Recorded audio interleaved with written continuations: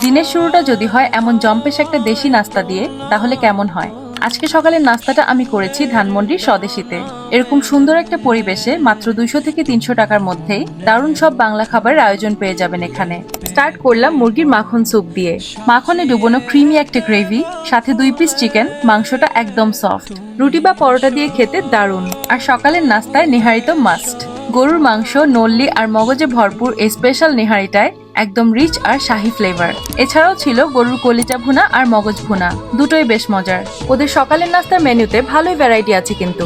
যারা খিচুড়ি লাভার তাদের জন্য ডিম ভাজা দিয়ে গরুর ভুনা খিচুড়িটা পারফেক্ট অপশন। খিচুড়িটা একদম মাখো মাখো আর মাংসের পরিমাণও বেশ ভালো।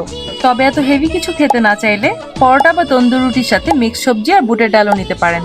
আর এখানে নাস্তা করতে আসলে সুজির হালুয়াটা একদমই মিস করবেন না। ফ্লেভারটা দারুণ আর মিষ্টিটাও ব্যালেন্সড। সবশেষে খেলাম ধোয়া ওঠা 1 কাপ মশলা চা। খুবই তৃপ্তি সহকারে আজকের নাস্তা করলাম স্বদেশীতে। এক্সাক্ট লোকেশনটা হচ্ছে টিকাতলা বাস স্ট্যান্ডের কেয়ারি ক্রিসেন্ট টাওয়ারের 3rd ফ্লোরে।